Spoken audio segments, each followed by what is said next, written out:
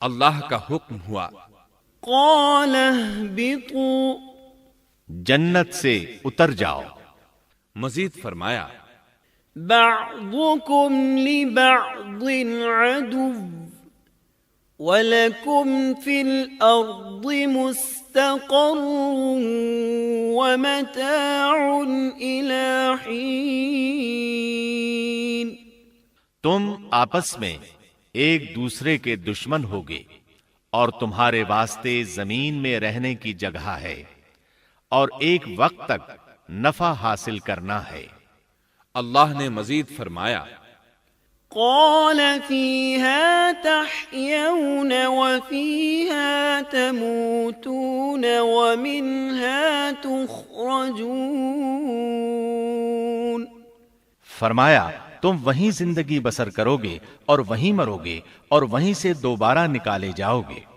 قرآن مجید کے دیگر مقامات میں بھی اس قصے کی تفصیل موجود ہے۔ مثلاً فرمایا، وَلَقَدْ عَهِدْنَا إِلَىٰ آدَمَ مِن قَبْلُ فَنَسِيَ وَلَمْ نَجِدْ لَهُ عَزْمًا۔ اور اس سے قبل ہم نے آدم سے ایک عہد لیا تھا، مگر وہ بھول گئے اور ہم نے ان میں کوئی عزم نہیں پایا۔ اللہ تعالیٰ فرماتے ہیں، وَإِذْ قُلْنَا لِلْمَلَائِكَةِ اسْجُدُوا لِآدَمَ فَسَجَدُوا إِلَّا إِبْلِيسَ أَبَى فَقُلْنَا يَا آدَمُ إِنَّ هَذَا عَدُوٌّ لَكَ وَلِزَوْجِكَ فَلَا يُخْرِجَنَّكُمَا مِنَ الْجَنَّةِ فَتَشْقَى إِنَّ لَكَ أَلَّا تَجُوعَ فِيهَا وَلَا تَعْرَى وَأَنَّكَ لَا تَظْمَأُ فِيهَا وَلَا تَضْحَى فوسوس إليه الشيطان قال يا آدم هل أدلك على شجرة الخلد وملك لا يبلى۔ اور جب ہم نے فرشتوں سے کہا آدم کو سجدہ کرو تو ابلیس کے سوا سب نے سجدہ کیا، اس نے صاف انکار کر دیا۔ تو ہم نے کہا اے آدم، یہ تیرا اور تیری بیوی کا دشمن ہے، خیال رکھنا ایسا نہ ہو وہ تم دونوں کو جنت سے نکلوا دے اور تو مصیبت میں پڑ جائے۔ یہاں تو تجھے یہ آرام ہے کہ نہ تو بھوکا ہوتا ہے اور نہ ننگا، اور نہ تو یہاں پیاسا ہوتا ہے اور نہ دھوپ سے تکلیف اٹھاتا ہے۔ لیکن شیطان نے اسے وسوسے میں ڈال دیا، کہنے لگا میں آپ کو دائمی زندگی کے درخت اور وہ بادشاہت بتلاؤں جو کبھی پرانی نہ ہو۔ فَأَكَلَا مِنْهَا فَبَدَتْ لَهُمَا سَوْآتُهُمَا وَطَفِقَا يَخْصِفَانِ عَلَيْهِمَا مِنْ وَرَقِ الْجَنَّةِ وَعَصَى آدَمُ رَبَّهُ فَغَوَى ثُمَّ اجْتَبَاهُ رَبُّهُ فَتَابَ عَلَيْهِ وَهَدَى۔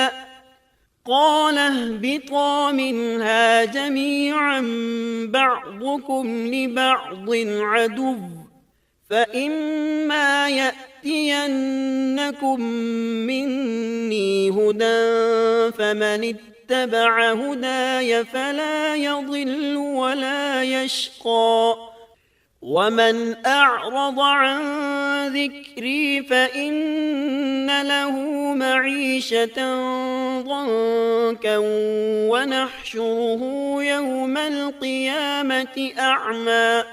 چنانچہ ان دونوں نے اس درخت سے کھایا، پس ان کے ستر کھل گئے اور وہ بہشت کے پتے اپنے اوپر چپکانے لگے۔ آدم نے اپنے رب کی نافرمانی کی، پس بہک گیا۔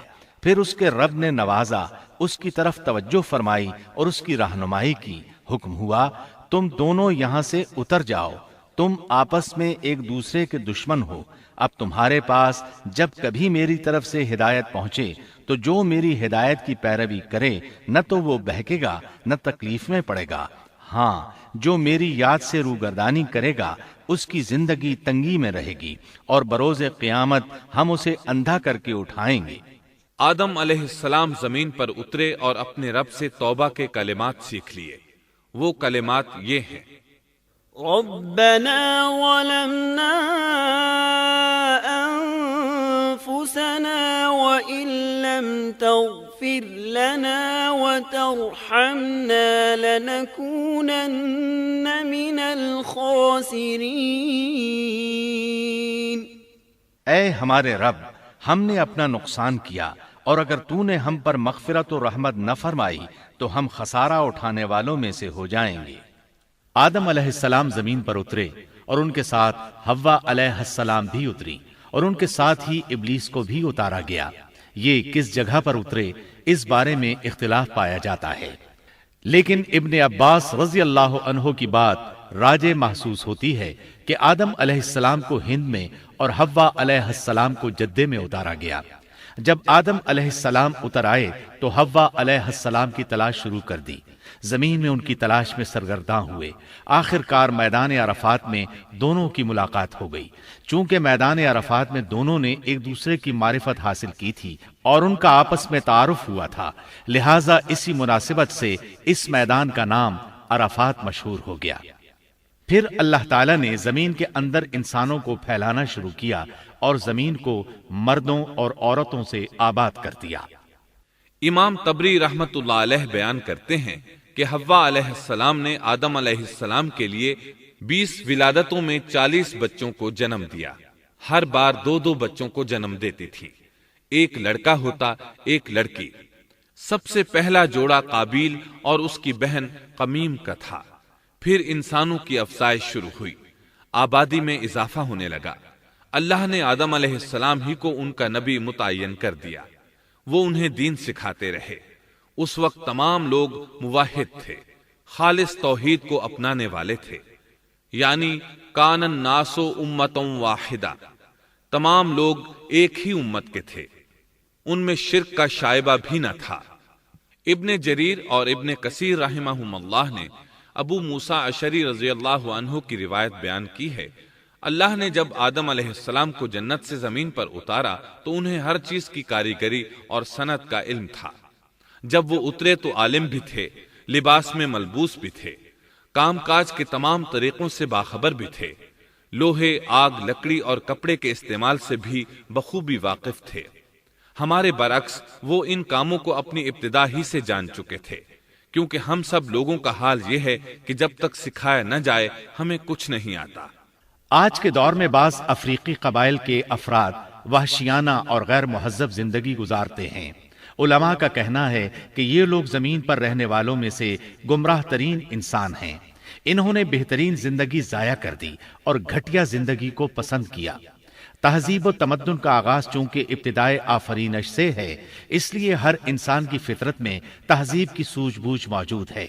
بہرحال آدم علیہ السلام کے بعد انسانی مخلوق کی تعداد روز بروز بڑھتی چلی گئی اور انسانی کمزوریوں کی بنا پر گناہ شروع ہو گئے۔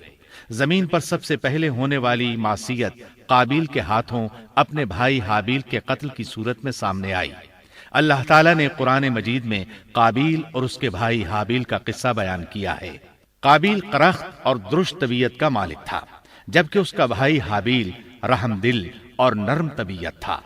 قابیل کھیتی باڑی کرتا تھا اور حابیل مویشی چراتا تھا۔ حابیل کے نرم دل ہونے کی ایک وجہ اس کا بکریاں چرانا تھا، کیونکہ ایک چرواہا اپنی بکری کو بھوکا دیکھ کر اسے چارہ کھلائے بغیر نہیں رہتا، نہیں وہ کسی بکری کو پیاسا دیکھ کر اسے بھول جاتا ہے۔ اپنے جانور پر اس کی طاقت سے زیادہ بوجھ بھی نہیں لادتا۔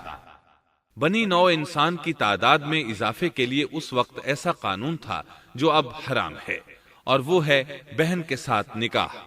چونکہ اس وقت کے سب لوگ آدم علیہ السلام کی حقیقی اولاد تھے اور آپس میں بہن بھائی تھے، اس لیے اس وقت کی شریعت کی روح سے قابیل اپنے ساتھ جڑواں پیدا ہونے والی بہن کے سوا کسی دوسری بہن سے شادی کر سکتا تھا، اور اسی طرح حابیل اپنے ساتھ جڑواں پیدا ہونے والی بہن کے علاوہ کسی دوسری بہن سے شادی کر سکتا تھا۔ اس کی صورت یہ تھی کہ قابیل کی شادی حابیل کی بہن سے ہو اور حابیل کی شادی قابیل کی بہن سے ہو۔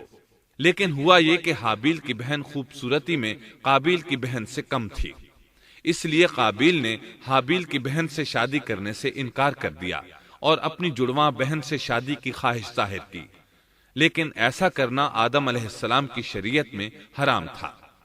آپ نبی بھی تھے اور رسول بھی۔ رسول اور نبی میں فرق یہ ہے کہ رسول پر شریعت اور احکام نازل ہوتے ہیں، لیکن نبی پر شریعت نازل نہیں ہوتی، البتہ اس کی طرف وحی نازل ہوتی ہے اور معجزات عطا کیے جاتے ہیں، جبکہ شریعت صرف رسولوں ہی پر نازل کی جاتی ہے۔ آدم علیہ السلام بھی چونکہ رسول تھے، اس لیے ان کی شریعت میں یہ قانون تھا کہ کوئی شخص اپنے ساتھ جڑواں پیدا ہونے والی بہن کے ساتھ شادی نہیں کر سکتا۔ قابیل اس شرعی حکم کی وجہ سے غضبناک ہو گیا۔ اس نے تعجب کا اظہار کرتے ہوئے اس قانون کو ماننے سے انکار کر دیا۔ آدم علیہ السلام نے ان دونوں کے درمیان فیصلہ کرتے ہوئے انہیں حکم دیا کہ دونوں اللہ کے حضور ایک ہدیہ پیش کریں۔ ہدیہ اس جانور کو کہتے ہیں جسے اللہ کے نام پر ذبح کر کے فقراء میں تقسیم کر دیا جائے۔ اس سے مقصود اللہ کے لیے اپنی نیت کو خالص کرنا ہوتا ہے۔ اس عمل کو قربانی کہا جاتا ہے۔ آدم علیہ السلام کے زمانے میں قربانی کا جو قانون تھا اس کے قبول ہونے کی نشانی طے تھی، اور وہ یہ کہ آسمان سے ایک آگ نمودار ہوتی اور اس قربانی کو جلا دیتی۔ اس کا مطلب تھا قربانی قبول ہو چکی ہے، اور اگر آگ قربانی کو نہ جلاتی تو سمجھ لیا جاتا کہ قربانی قبول نہیں ہوئی۔ آخر قربانی کا دن آ پہنچا۔ حابیل نے اپنے مویشیوں میں سے ایک بہترین جانور لیا اور قربان گاہ میں لا کر اللہ کے حضور پیش کر دیا۔ دوسری طرف قابیل نے اپنی کھیتی کے غلے میں سے ردی قسم کا غلہ قربانی کے لیے پیش کیا۔ دوسرے دن دونوں قربان گاہ پہنچے تو انہوں نے دیکھا کہ حابیل کی قربانی قبول ہو چکی ہے، جبکہ قابیل کی قربانی کو آگ نے چھوا تک نہیں تھا۔ یہ دیکھ کر قابیل حابیل پر غضبناک ہوا۔ شیطان نے بھی اسے وسوسے میں مبتلا کیا کہ اپنے بھائی کو قتل کر دے۔ اس نے اپنے بھائی حابیل کو جان سے مار ڈالنے کا پختہ ارادہ کر لیا۔ اس وقت تک روئے زمین پر کوئی انسان قتل نہیں ہوا تھا۔ انسانی تاریخ میں یہ پہلا قتل ہے جس کا ارتکاب قابیل نے کیا۔ وہ اپنے بھائی حابیل کے پاس گیا اور اس سے بولا، میں تجھے قتل کر دوں گا۔ جواب میں حابیل نے کہا، اگر تو مجھے قتل کرنے کی کوشش کرے گا تو میں اپنے دفاع میں ہاتھ نہیں اٹھاؤں گا، اس لیے کہ میں چاہتا ہوں تو اپنے دیگر گناہوں کے ساتھ میرے قتل کا گناہ بھی اٹھا لے، تیرے گناہ زیادہ ہو جائیں۔ چنانچہ ایک تاریک رات میں حابیل سویا ہوا تھا کہ قابیل ایک بڑا سا پتھر اٹھا کر اس کے پاس آیا۔ اس نے وہ پتھر اپنے بھائی کے سر پر دے مارا۔ اس طرح اس نے حابیل کو قتل کر دیا۔ روئے زمین پر قتل کی ابتدا کر دی، زمین کو پہلے خون سے رنگ دیا۔ تاریخ انسانی میں یہ سب سے پہلا جرم تھا جو قابیل کے ہاتھوں ہوا۔ قتل تو وہ کر بیٹھا، اب حیران اور پریشان ہوا کہ اس کی لاش کا کیا کرے۔ اس وقت تک نسل انسانی موت سے بھی دوچار نہیں ہوئی تھی۔ آدم علیہ السلام کی اولاد میں سے اس وقت تک کوئی فوت نہیں ہوا تھا، اس لیے قابیل کو معلوم نہیں تھا کہ مردے کے ساتھ کیا کیا جائے۔ اسی کشمکش کے عالم میں اس نے بھائی کی لاش کو کمر پر اٹھا لیا اور چل پڑا۔ چلا جا رہا تھا کہ اللہ نے 2 کوے بھیجے۔ دونوں کوے آپس میں لڑ پڑے، ایک نے دوسرے کو ہلاک کر دیا۔ اب زندہ کوا مٹی کھودنے لگا۔ اس طرح اس نے ایک گڑھا تیار کر لیا، مردہ کوے کو اس میں رکھا اور اوپر مٹی ڈال دی۔ اس طرح قابیل کو دفن کا طریقہ معلوم ہوا۔ اس نے بھی گڑھا کھودا اور حابیل کی لاش کو اس میں دبا دیا۔ وہ اپنے کیے پر نادم ضرور تھا، لیکن اس نے اللہ سے معافی نہ مانگی، جبکہ انسان کے لیے ضروری ہے کہ اس سے کوئی گناہ ہو جائے تو اللہ سے معافی مانگے۔ قابیل اور حابیل کے درمیان جو مکالمہ ہوا، اللہ تعالیٰ نے اس کا ذکر سورہ مائدہ آیت 27 تا 29 میں کیا ہے۔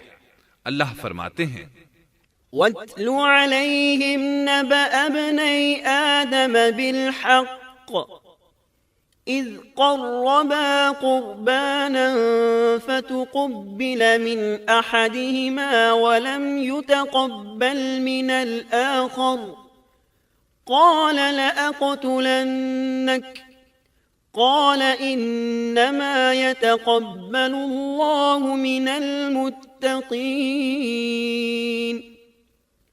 لئن بسطت إلي يدك لتقتلني ما أنا بباسط يدي إليك لأقتلك إني أخاف الله رب العالمين إني أريد أن تبوء بإثمي وإثمك فتكون من أصحاب النار وذلك جزاء الظالمين۔ آدم علیہ السلام کے دونوں بیٹوں کا کھرا کھرا حال بھی انہیں سنا دو۔ ان دونوں نے ایک نذرانہ پیش کیا، ان میں سے ایک کی نذر تو قبول ہو گئی اور دوسرے کی قبول نہ ہوئی، تو وہ کہنے لگا میں تجھے مار ہی ڈالوں گا۔ اس نے کہا اللہ تقوی والوں ہی کا عمل قبول کرتا ہے، گو تو میرے قتل کے لیے دسترازی کرے لیکن میں تیرے قتل کے لیے ہرگز اپنا ہاتھ نہیں بڑھاؤں گا۔ میں تو اللہ تعالی پروردگار عالم سے خوف کھاتا ہوں، میں تو چاہتا ہوں کہ تو میرا گناہ اور اپنا گناہ اپنے سر پر رکھ لے اور دوزخیوں میں شامل ہو جائے، ظالموں کا یہی بدلہ ہے۔ اس کا مطلب یہ تھا کہ تیرے اور گناہوں کے ساتھ میرے قتل کا گناہ بھی تیرے ذمہ لگے اور تو ظالموں میں سے ہو جائے۔ حابیل کے قتل کے بعد قابیل پر جو گزری اس کا ذکر اللہ نے سورہ مائدہ آیت 30 اور 31 میں کیا ہے۔ فطوعت له نفسه قتل أخيه فقتله فأصبح من الخاسرين فبعث الله غرابا يبحث في الأرض ليريه كيف يواري سوءة أخيه قال يا ويلتى أعجزت أن أكون مثل هذا الغراب فأواري سوءة أخي فأصبح من النادمين۔ پس اسے اس کے نفس نے اپنے بھائی کے قتل پر آمادہ کر دیا اور اس نے اسے قتل کر ڈالا، اس سے وہ نقصان والوں میں سے ہو گیا۔ پھر اللہ تعالیٰ نے ایک کوے کو بھیجا جو زمین کھود رہا تھا تاکہ اسے دکھائے کہ وہ کس طرح اپنے بھائی کی ناش کو چھپا سکتا ہے۔ وہ کہنے لگا ہائے افسوس، کیا میں ایسا کرنے سے بھی گیا گزرا ہو گیا کہ اس کوے کی طرح اپنے بھائی کی لاش کو دفنا دیتا، پھر تو بڑا ہی پشیمان اور شرمندہ ہوا۔ امام احمد، ترمذی اور ابو داود نے سیدنا سعد بن ابی وقاص رضی اللہ عنہ سے روایت کی ہے کہ انہوں نے سیدنا عثمان رضی اللہ عنہ کی شہادت کے فتنے کے وقت فرمایا میں گواہی دیتا ہوں کہ رسول اکرم صلی اللہ علیہ وسلم نے فرمایا تھا ایک بہت بڑا فتنہ رونما ہوگا، اس میں بیٹھنے والا کھڑے ہونے والے سے بہتر ہوگا اور کھڑا ہونے والا چلنے والے سے بہتر ہوگا اور چلنے والا دوڑنے والے سے بہتر ہوگا۔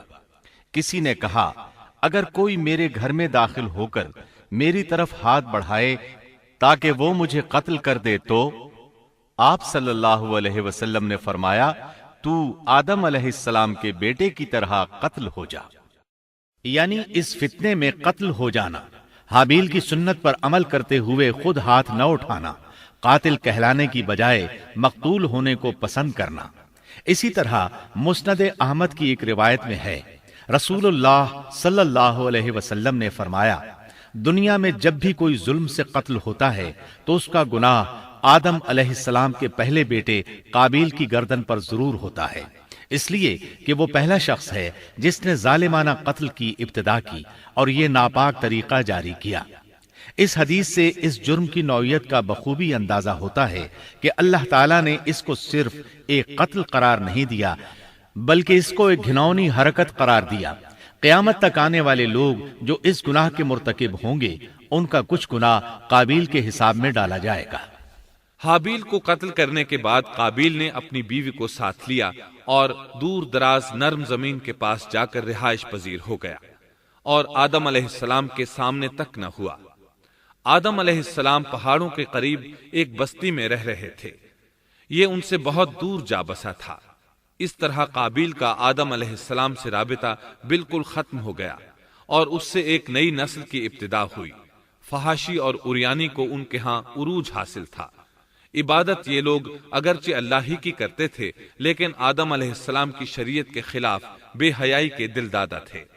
تقوی کی قلت، احکام الہی کی نافرمانی اور فحاشی کا فروغ ان کے شب و روز کا معمول تھا۔ اس کے بعد لوگ دو گروہوں میں تقسیم ہو گئے۔ شریر اور برے لوگ قابیل کے ساتھ مل گئے اور آدم علیہ السلام کے دیگر بیٹے اور نیک لوگ آدم علیہ السلام کے ساتھ مل گئے۔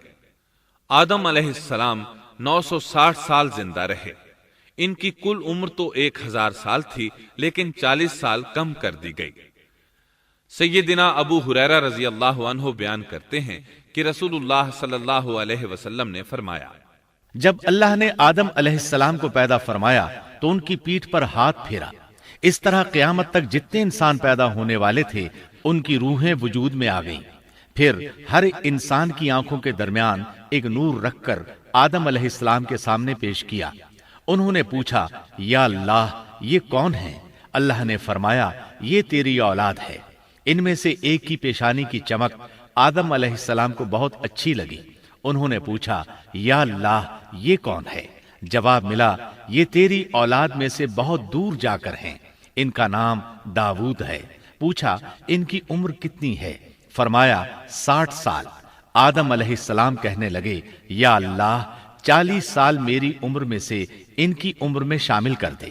اس سلسلے میں دوسری روایت یوں آئی ہے، جب آدم علیہ السلام کی روح قبض کرنے کے لیے فرشتہ آیا تو وہ کہنے لگے، میری عمر میں تو ابھی 40 سال باقی ہیں۔ اس وقت ان کی عمر 960 سال تھی۔ انبیاء اپنی عمر سے واقف ہوتے ہیں۔ فرشتے نے کہا، کیا آپ کو یاد نہیں آپ نے اپنی عمر کے 40 سال اپنی اولاد داؤد کو ہبہ کر دیے تھے؟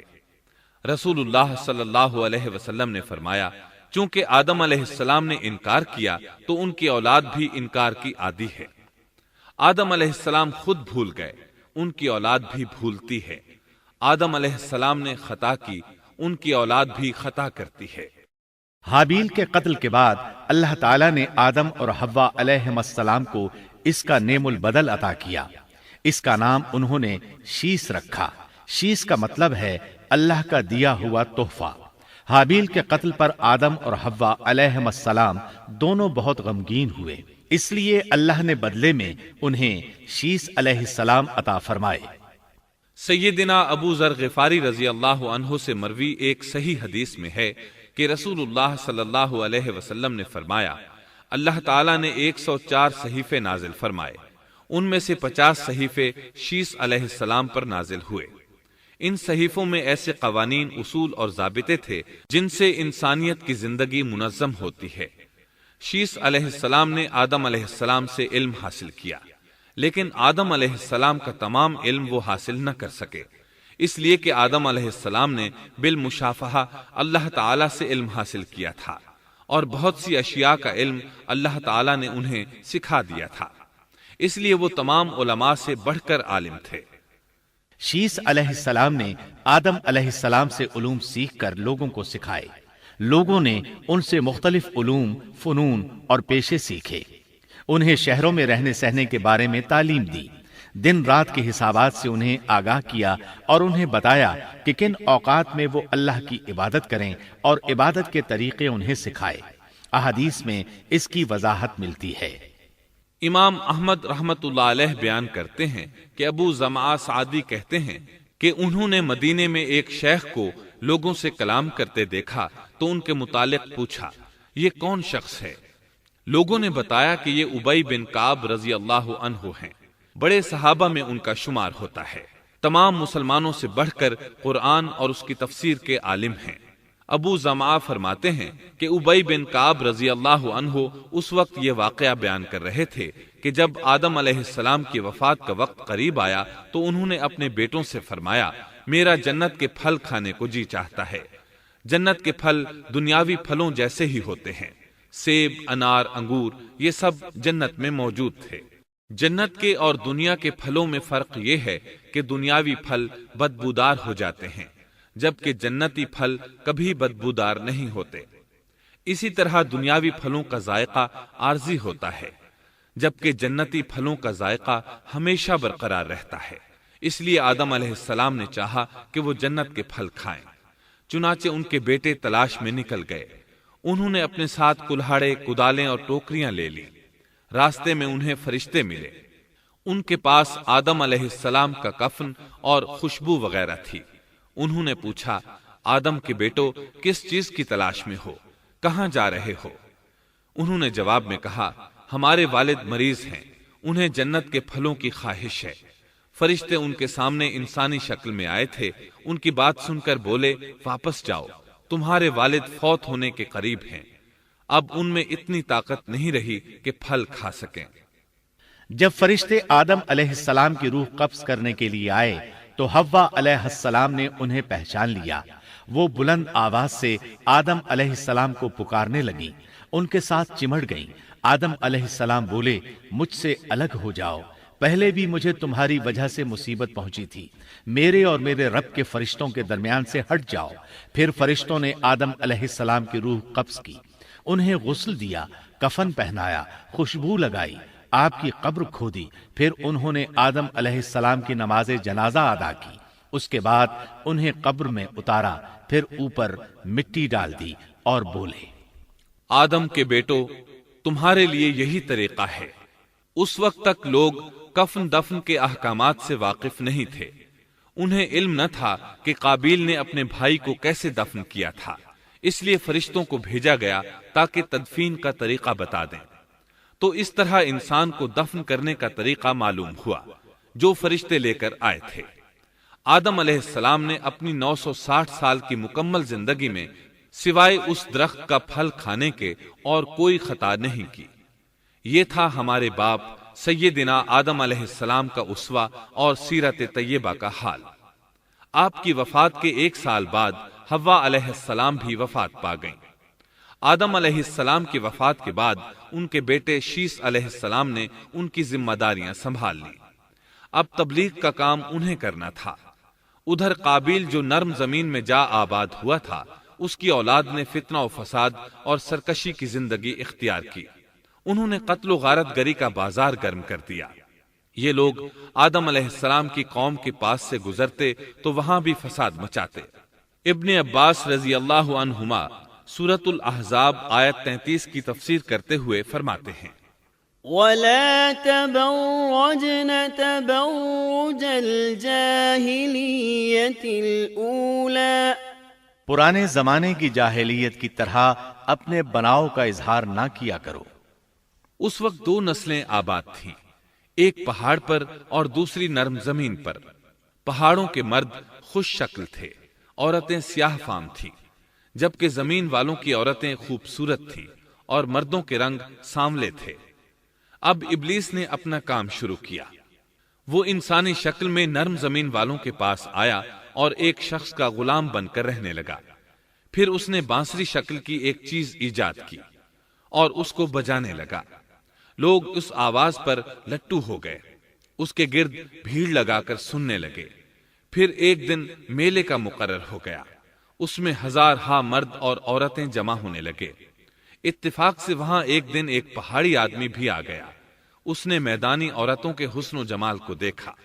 اس نے اپنے قبیلے والوں سے ان کے حسن و جمال کا ذکر کیا۔ اب وہاں کے لوگ کثرت سے میدانی علاقے میں آنے لگے۔ اس طرح آہستہ آہستہ مردوں اور عورتوں میں اختلاط بڑھا، بدکاری اور زناکاری عام ہوئی، جبکہ یہ سب کام شیس علیہ السلام کی شریعت میں حرام تھے۔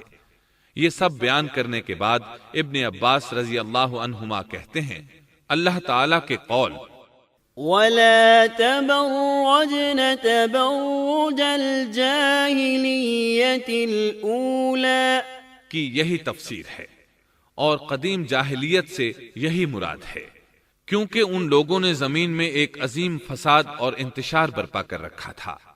شیس علیہ السلام اپنی قوم کے لوگوں کو سمجھاتے رہے کہ وہ ان شریر اور فسادی لوگوں کے ساتھ میل جول نہ رکھیں، لیکن شیطان مسلسل انہیں ورغلاتا رہا، یہاں تک کہ شیس علیہ السلام کے ساتھ بہت تھوڑے لوگ رہ گئے اور قابیل کی قوم میں بہت اضافہ ہو گیا۔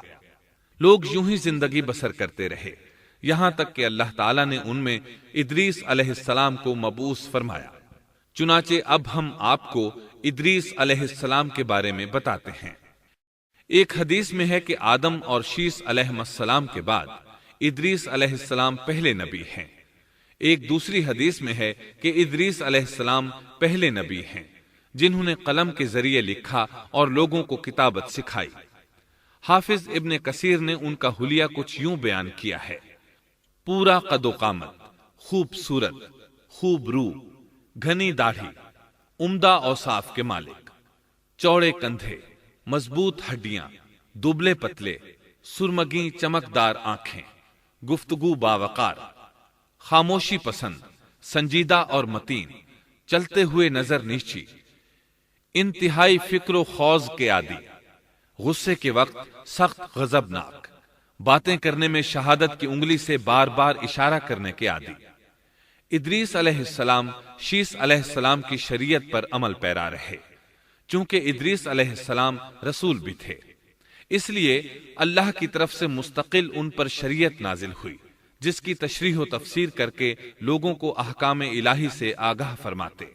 ادریس علیہ السلام نے جب دیکھا کہ مفسدین ایمان والوں پر ظلم و زیادتی کر رہے ہیں، ان کا فساد بڑھتا جا رہا ہے اور سمجھانے کے باوجود یہ لوگ باز نہیں آ رہے، تو انہوں نے اپنے پیروکاروں کو جہاد کا حکم دیا۔ ادریس علیہ السلام پہلے شخص ہیں جنہوں نے اللہ کے راستے میں جہاد کیا، غنیمتیں حاصل کی اور دشمنوں کو قیدی بنایا، لیکن غنیمتیں اور قیدی ان کے لیے حلال نہیں تھے۔ رسول اللہ صلی اللہ علیہ وسلم پہلے رسول ہیں جن کے لیے غنیمتیں حلال کی گئیں، لیکن یہ بات یقینی ہے کہ جہاد سب سے پہلے ادریس علیہ السلام نے کیا۔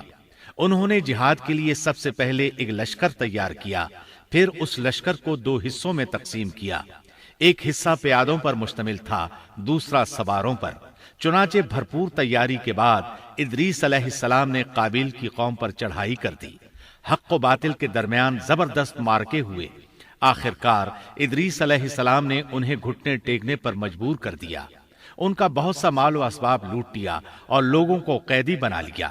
اللہ تعالیٰ نے ان تمام باتوں کا ذکر نہیں فرمایا، بلکہ اللہ نے ان کی سیرت کے بارے میں اپنی کتاب قرآن مجید میں اشارتاً ذکر فرمایا ہے۔ مثلاً سورہ مریم آیات 56 اور 57 میں ارشاد ہوتا ہے: واذكر في الكتاب إدريس إنه كان صديقا نبيا ورفعناه مكانا عليا۔ اور اس کتاب میں ادریس کا بھی ذکر کر، وہ بھی نیک کردار نبی تھے، ہم نے انہیں بلند مقام پر اٹھایا۔ ان کے بلند مرتبے کے بارے میں بخاری اور مسلم میں حدیث موجود ہے کہ نبی کریم صلی اللہ علیہ وسلم نے فرمایا، میں نے معراج کی رات 4تھے آسمان پر ادریس علیہ السلام سے ملاقات کی، وہ 4تھے آسمان پر بلند مقام پر فائز تھے۔ ابن جریر نے ایک روایت بیان کی ہے، وہ روایت اس بات کی وضاحت کرتی ہے کہ اللہ تعالیٰ کے ارشاد وَرَفَعْنَاهُ مَكَانًا عَلِيًّا سے کیا مراد ہے، اس کا کیا مفہوم ہے؟ ابن جریر کے علاوہ دیگر بڑے بڑے مفسرین اور مورخین نے بھی اس روایت کو ذکر کیا ہے، لیکن اس کی کوئی صحیح سند نہیں مل سکی۔ وہ روایت یہ ہے: ابن ابی حاتم وغیرہ نے اس روایت کو ہلال بن یسار سے بیان کیا ہے۔ وہ کہتے ہیں، میری موجودگی میں ابن عباس رضی اللہ عنہما نے کعب رحمت اللہ علیہ سے پوچھا، کعب، ادریس علیہ السلام کے متعلق اللہ تعالیٰ کے اس قول وَرَفَعْنَاهُ مَكَانًا عَلِيًّا ہم نے انہیں بلند مقام پر اٹھا لیا کا کیا مطلب ہے؟ تو کعب رحمت اللہ علیہ نے جواب دیا، اللہ تعالیٰ نے ادریس علیہ السلام پر ایک مرتبہ یہ وحی نازل فرمائی، اے ادریس، تمام اہل دنیا جس قدر روزانہ نیک عمل کریں گے ان سب کے برابر میں تجھے ہر دن اجر دوں گا۔ ادریس علیہ السلام نے یہ سنا تو انہیں خواہش محسوس ہوئی کہ میرے اعمال میں روز افزوں اضافہ ہو، اس لیے عمر کا حصہ طویل ہو جائے تو اچھا ہے۔ انہوں نے وحی الہی اور اپنے اس خیال کو ایک رفیق فرشتے پر ظاہر کر کے کہا، اس معاملے میں موت کے فرشتے سے گفتگو کرو تاکہ میں نیک اعمال کا زیادہ سے زیادہ وقت حاصل کر سکوں۔ اس فرشتے نے جب یہ سنا تو ادریس علیہ السلام کو اپنے بازوؤں پر بٹھا کر لے اڑا۔ جب یہ چوتھے آسمان سے گزر رہے تھے تو موت کا فرشتہ زمین پر آنے کے لیے اتر رہا تھا، وہیں دونوں کی ملاقات ہو گئی۔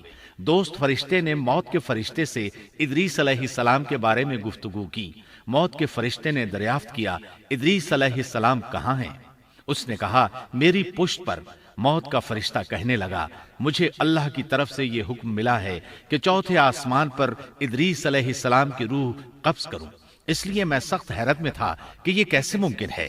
ادریس علیہ السلام تو زمین پر ہیں۔ چنانچہ موت کا فرشتہ ادریس علیہ السلام کے پاس آیا، ان سے اجازت طلب کی اور ان کی روح قبض کر لی۔ انبیاء کو یہ امتیاز حاصل ہے کہ فرشتہ ان کی اجازت کے بغیر ان کی روح قبض نہیں کر سکتا، اور رسول اللہ صلی اللہ علیہ وسلم کو تو یہ اختیار دیا گیا کہ آپ دنیا میں مزید رہنا پسند کریں تو رہ سکتے ہیں، یا پھر رفیق اعلیٰ کی رفاقت کو پسند کر لیں۔ آپ نے رفیق اعلیٰ کی رفاقت کو پسند فرمایا۔ اس طرح ادریس علیہ السلام کی روح چوتھے آسمان پر قبض کی گئی۔ انہیں بھی عیسیٰ علیہ السلام کی طرح آسمان پر اٹھایا گیا۔ فرق یہ ہے کہ عیسیٰ علیہ السلام کی روح قبض نہیں کی گئی۔ یہ واقعہ نقل کر کے کعب رحمت اللہ علیہ فرماتے ہیں کہ اللہ تعالیٰ کے ارشاد وَرَفَعْنَاهُ مَكَانًا عَلِيًّا کی تفسیر یہی ہے، لیکن درست بات یہ ہے کہ یہ اسرائیلی روایت ہے۔ ادریس علیہ السلام کی وفات ہو گئی تو لوگ فساد میں اور بڑھ گئے، ان میں شر پھیل گیا، تاہم وہ توحید پر قائم رہے۔ بت پرستی کا ان میں کوئی شعور نہیں تھا۔ لوگ آدم علیہ السلام کی وفات کے 1000 سال بعد تک توحید پر قائم رہے۔ ان میں فسق و فجور ضرور تھا لیکن شرک نہیں تھا۔ اللہ تعالیٰ کے اس ارشاد كان الناس أمة واحدة دراصل لوگ ایک ہی امت تھے کا یہی مطلب ہے۔